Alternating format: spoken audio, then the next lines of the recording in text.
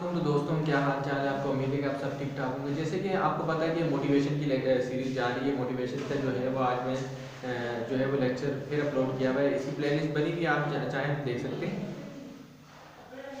मतलब चैनल पे अगर आप चैनल पे क्लिक करेंगे, जो टाइटल लिखा है सक्लेन है, जो नीचे लिखा है उस पर अगर आप फिंगर लगाएंगे, क्लिक करेंगे, टैप करेंगे तो उसके बाद क्या होगा, आपको प्लेलिस्ट मिलेगी। प्लेलिस्ट पे ऑप्शन पे क्लिक करना, प्लेलिस्ट लिखा होगा, ऑप्शन पे क्लिक करना, उसमें बहुत सारी प्लेलिस्ट बनी होगी। आपका जिसमें इंटरेस्ट है वो आप देख सकते हैं। लेकिन ये जो स्पेशल बना रहे हैं वो मोटिवेशन के नाम से प्लेलिस्ट बनी हुई।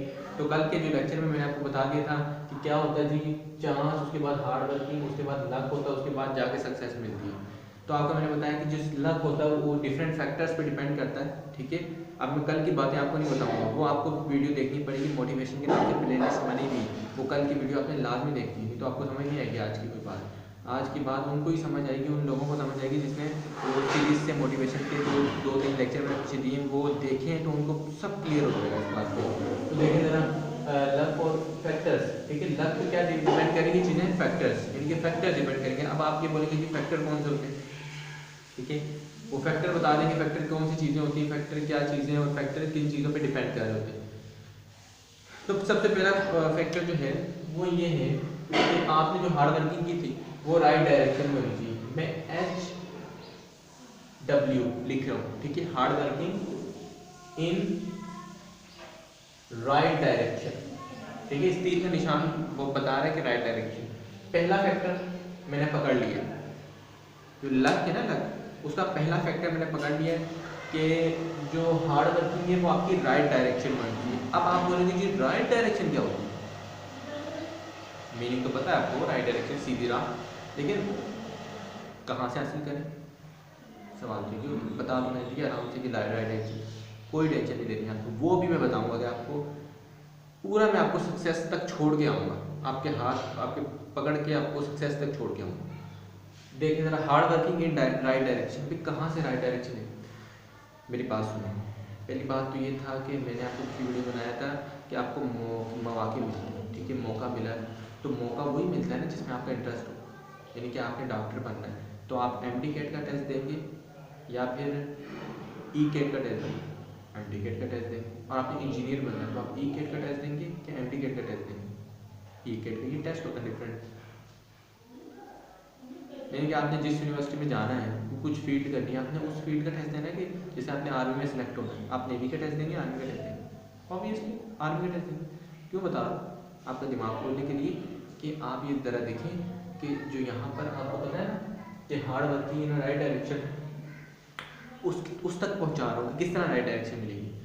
अब देखें कि जिस फील्ड में आपको मौका मिला था, ठीक है, आपने उसमें हार्ड वर्किंग को राइट डायरेक्शन किस तरह देना। अब मैं अपनी पॉइंट की तरफ आ रहा हूँ, यहाँ आपको गौर से चीज़ पकड़ना, जो मैं चीज़ पकड़ूंगा यहाँ से आपने गौर करना है।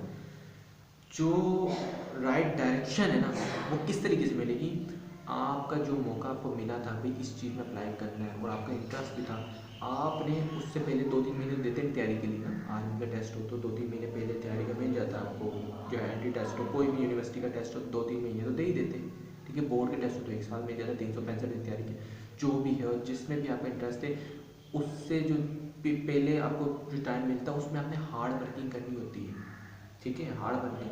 अब आपने बोला जी राइट डायरेक्शन में किस तरह हार्ड वर्किंग करें, भाई उस फील्ड में जो बंदा सिलेक्ट हुआ, उस फील्ड में जो बंदा सिलेक्ट हुआ, मैं ये नहीं कहता कि उसके पास चले जाएं, ठीक है। हो सकता है आप उसको जानते भी ना हो, आप उसका एक्सपीरियंस ले लें, ठीक है ना। यूट्यूब अवेलेबल है आपके पास, यूट्यूब से देख लें, बड़ी बड़ी फेसबुक में चले जाएँ, मतलब उसका बंदे का जो बोलने का स्टाइल है उसका एक्सपीरियंस देख लें कि वो किस तरीके से सिलेक्ट हुआ, उसने अपनी वर्किंग किन, हार्ड वर्किंग किन किन चीज़ों को कितना कितना उसने दफ़ा पढ़ा है, ये क्या क्या उसने कौन कौन सी चीज़ें पढ़ी हैं, कौन कौन सी बुक्स उसने यूज़ की हैं फलां टेस्ट के लिए, फलां टेस्ट के लिए उसने कौन कौन सी बुक यूज़ नहीं की, उसने अपना टाइम टेबल क्या बनाया हुआ था। आपने सेम टू सेम उसके पैटर्न पे चलना शुरू कर देना, ठीक है। ये आप कर सकते हैं। भले ही आपका इंटेलिजेंट मतलब आप इतने इंटेलिजेंट नहीं है उसकी तरह, जो बंदा सिलेक्ट हो चुका, मतलब ऐसा समझ रहे हैं, मैं तो नहीं समझता, मैं समझता हूँ कि हर बंदा जो है फुल इंटेलिजेंट होता है, बस वो अपनी जो है ना वो जहानत इस्तेमाल नहीं करता। हर बंदा मेरे मुताबिक तो हर बंदा इंटेलिजेंट है, 100% इंटेलिजेंट, बस यूज़ करने में थोड़ा सा मुश्किल आती है और बंदा फिर परेशान हो जाता है। इस तरह नहीं करना आपने वो जो बंदा सेलेक्ट हो उसका एक्सपीरियंस देखना है, ठीक है ना। फिर आपने राइट डायरेक्शन में वो जो बताएगा कि भाई यही चीज़ें हैं, इन पे मेहनत करो। फिर आपने जो मेहनत की उस मेहनत को बोलेंगे कि भाई आपने हार्ड वर्किंग की, लेकिन कहाँ पर हार्ड वर्किंग की, रॉन्ग डायरेक्शन में कि राइट डायरेक्शन में। राइट डायरेक्शन में क्यों? क्योंकि आपने उस बंदे से पूछा है जो बंदा ऑलरेडी उस फील्ड के अंदर जा चुका है।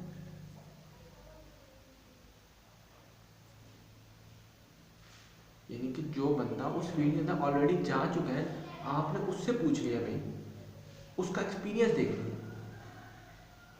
राइट डायरेक्शन है, उस पर हार्ड वर्किंग करोगे इंशाल्लाह कामयाब हो गए, कोई रोक नहीं सकता आपको। पहला फैक्टर तो ये। दूसरा फैक्टर क्या है?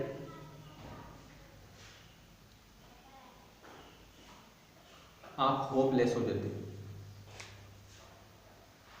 दूसरा फैक्टर होपलेस, ये नहीं होना, ये फैक्टर नहीं करना।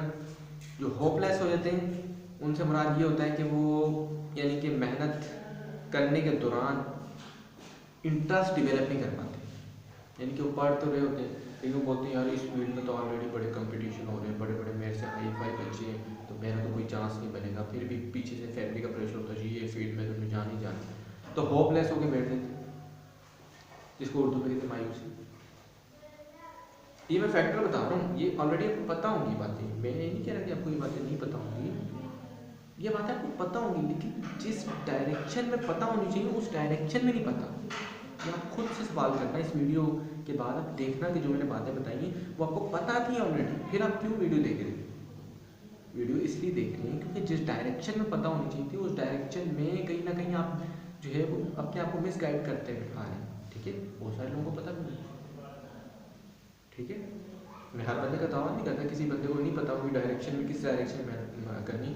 दूसरा फैक्टर क्या है? लक के फैक्टर बयान कर रहा हूँ, लक के, ये लक एक फैक्टर्स पे डिपेंड कर रहा है, ठीक है। तो ये कि पहले तो hard working in right direction, भाई कहाँ से लाए बता चुका हूँ, कहाँ से हार्ड वर्किंग राइट डायरेक्शन में लाए। उसके बाद होपलेस, होपलेस से क्या मुराद? होपलेस से मुराद ये है कि आप उम्मीद ना हारें। आपको माउंट एवरेस्ट पे एक रात में भी चढ़ना हो ना, तो वो डायलॉग नहीं ऑल इज वेल, तो एक फिल्म का डायलॉग है ना, कहीं से भी अगर आपको अच्छी चीज़ मिले तो आपको पिक कर लिया जाए, ठीक है ना। कहीं से भी कोई भी बंदा जो है ना, अगर कोई अनअवेयर बंदा, जाहिल बंदा भी कोई इल्मी बात बता रहा है ना, वो पकड़ लें, ठीक है। कोई इसमें मुज़ाहिका नहीं, कोई रेडिकुलस बात में नहीं आपको बता रहा। मतलब कहीं से भी आप ना इल्म हासिल करना है तो कहीं से भी अगर इल्मी बात पता चलती है जो कि दिमाग में लॉजिकली भी है, लॉजिक जिसमें बंदा कंसेप्ट बेस्ड बात है, तो आप लें। तो क्या बता रहा हूँ, होपलेस नहीं होना, क्योंकि होपलेस होने के बाद जो है ना वो आपके ऊपर प्रेशर डबल हो जाता है। क्रिकेट की मिसाल दे दूँ, अब क्रिकेट की मिसाल क्यों दे रहा हूँ, मैं तो मोटिवेशन की बता रहा हूँ ताकि आपको समझ आना आए कि मैं बोलना क्या चाहता हूँ। आपने देखा होगा कि वो ऐसे खिलाड़ी होते हैं, जैसे कोई भी टीम खेल रही ना, तो वो अगर ODI मैच में कुछ ज़्यादा टारगेट बना लें, या आप T20 ले लें, T20 में 20 ओवर्स होते हैं, ठीक है। जिनको क्रिकेट के बारे में नहीं पता, मेरे को नहीं लगता था पता होगा क्रिकेट के बारे में, लेकिन फिर भी होते हैं कुछ एक्सेप्शन होते हैं जिनको पता नहीं होता। तो T20 के बारे में लेना है तो 20 ओवर्स होते हैं उसमें, और 20 ओवर में अगर कोई 200 टीम 200 बना ले तो बोलते हैं बड़ा टारगेट हो गया, भाई बड़ा प्रेशर हो गया। 200 स्कोर अगर कोई टीम बना ले तो अगली टीम के ऊपर प्रेशर होता है, ठीक है। वो खेल नहीं सकती सही तरीके से, यानी कि अगर पहली टीम में उसने 200 का टारगेट दे दिया, 200 स्कोर बना दी, तो अगली टीम पे प्रेशर होगा, उनके बल्ले थोड़े थोड़े कांप रहे होंगे। जैसे आपको दिखे नहीं रहा आपको कांप रहे, क्योंकि वो जाहिर बात है उन्होंने अपने प्रेशर को रिड्यूस करना होता है, इस तरह नहीं दिखाना होता, लेकिन अंदर से उनके बल्ले जो है बैट्स जो है वो कांप रहे होते हैं कि भाई किस तरीके से हम खेलेंगे, थोड़ा ज़्यादा स्कोर बन चुका है और ये हो जाएगा वो हो जाएगा। तो उसी वजह से, हालांकि उनमें ये एबिलिटी होती है कि 200 से ज़्यादा मार सके, लेकिन वो प्रेशराइज होकर जो है ना वो 100 स्कोर में ढेर हो जाते सारी टीम। क्यों? होपलेस हो जाते, ठीक। तो होपलेस नहीं होना, मैंने आपको मिसाल दी, एक रात में माउंट एवरेस्ट में चढ़ना हो, ठीक है। भले ही आप ना चढ़ सकें, लेकिन आप ये बोलें कि हम चढ़ सकते हैं। अपने अंदर जो है ना वो एक मतलब होप तो पैदा करें, ना होने से तो बेहतर है। तो ये काम नहीं करना है, लक पे डिपेंड करेगा, ये फैक्टर डिपेंड करता है। उसके बाद आपका जो सबसे बड़ा इशू यहाँ पर हाईलाइट हो रहा है लक पे, वो हो रहा है कि सही गाइडलाइन, राइट गाइडलाइन, ठीक है, अपनी जो राइट है ना, राइट गाइडेंस वो नहीं।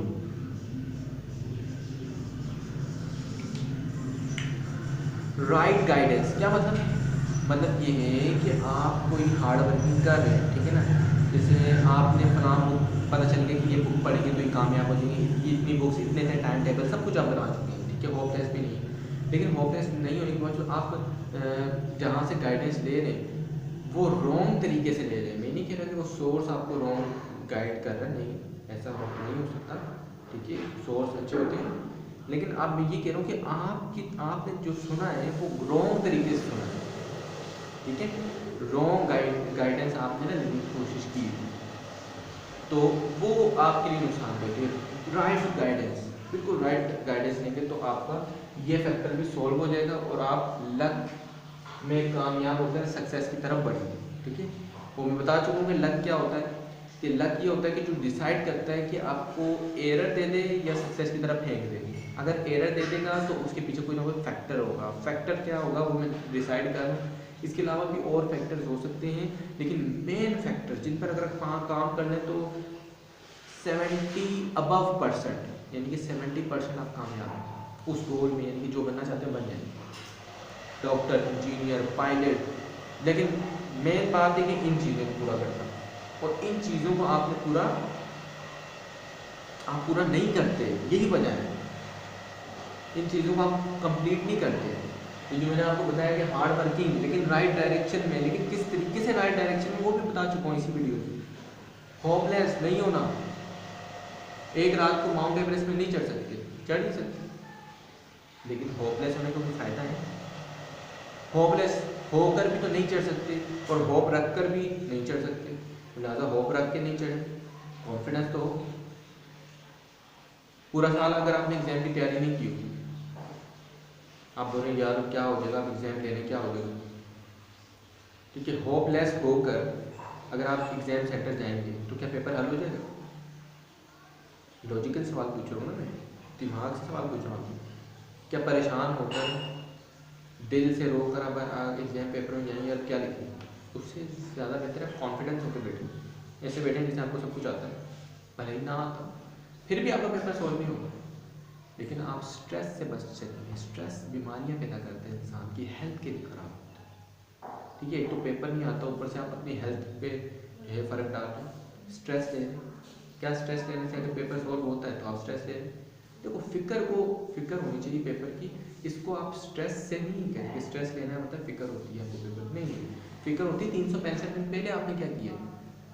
आप तैयारी कर रहे हैं रोज़, तो फिर आपको फिक्र भी करने की जरूरत नहीं, टेस्ट आपको सॉल्व हो जाएगा आपका जो भी एग्जाम, ठीक है। वो एक अलग इशू है, फिक्र करनी चाहिए टेस्ट में, ठीक है, फिक्र एक अलग है, उसको आप स्ट्रेस से नहीं करें। स्ट्रेस बाद होकर बच्चे लेते हैं और कहते हैं यार अब क्या बोलेंगे, ये होगा वो होगा फलां होगा, तो इस तरह के काम नहीं करने होते। आप इन चीज़ों से बचना होता है। एक्सपीरियंस कुछ फ्रेंड्स का मैं आपको बता रहा हूँ और अपना ज़ाती एक्सपीरियंस भी इस तरीके से बता रहा हूँ, लेकिन हमने तो मैं तो माशाल्लाह जो है वो पेपर में बिल्कुल कॉन्फिडेंस होकर मैं बैठता हूँ। जब भी मैंने 9th का पेपर दिया, 10th का दिया, 11th का दिया, 12th का दिया, एप्टीट्यूड टेस्ट दिया है ना, उसमें भी मैं कॉन्फिडेंस होकर बैठता हूँ। भले ही 1-2 जगह पे फेलियर का सामना होना पड़ा है, लेकिन कोई बात नहीं, कॉन्फिडेंस होता है ना। बगैर कॉन्फिडेंस के बैठेंगे तब भी फेल हो जाएंगे, अगर कुछ नहीं आता हार्ड वर्क नहीं, कॉन्फिडेंस के साथ बैठेंगे तब भी फेल हो जाएंगे। तो तरजीह दो कॉन्फिडेंस के साथ बैठेंगे। अब आप ये तो नहीं बोल सकते, इसमें मिसाल दी कि एक रात में माउंट एवरेस्ट में चढ़ सकता है, बोलेंगे जी अगर आपको चढ़ना पड़ गया तो आप बोलेंगे जी होपलेस हो जाएंगे, नहीं यार ये वो बोला, लेकिन चढ़ना लाजमी है। तो अब चढ़ रहे हैं, होपलेस होके चढ़ रहे हैं, चढ़ना लाजमी, लेकिन आप होपलेस होके चढ़ रहे हैं, चढ़ा नहीं जाएगा, बस चढ़ना पड़ रहा है लाजमी, कोई ज़बरदस्ती से बोल रहा है तो अब चलना पड़ेगा, ठीक है। वही काम जो आप होपलेस होके कर रहे वो होप रख के करें, ठीक है ना, होप कॉन्फिडेंस उसके साथ करें। मैं आपको ये बता रहा हूँ, ये नहीं कि कॉन्फिडेंस के साथ आप एक रात में माउंट एवरेस्ट क्रॉस कर देंगे, लेकिन वो उससे बेहतर है। होपलेस होकर अगर आप चढ़ेंगे तो उससे बेहतर होगा। तो ये बात अपनी क्लियर करें जरा माइंड में कि hard working in a right direction. Right direction किसके साथ? जो मॉडल है, जो नमूना है, जो जिस फील्ड में कामयाब है, जो ऑलरेडी सिलेक्ट हो चुका है, उसका एक्सपीरियंस देखिए। क्या एक्सपीरियंस है? होपलेस नहीं होना, बिल्कुल ख़राब काम। उसके बाद राइट गाइडेंस, भाई हार्ड वर्किंग तो करनी है, और उसका मैंने एक्सपीरियंस ही पकड़ लिया, जो कि सिलेक्ट हो चुका है कहीं ना कहीं बंदा। लेकिन भाई राइट गाइडेंस, अब उस पर अमल भी करना है, तो जो सोर्सेज में इस्तेमाल करूँगा वो मैं राइट तरीके से सुनूंगा, राइट गाइडेंस लूँगा तो आगे बढ़ूँगा ना। तो राइट गाइडेंस आपने लेनी।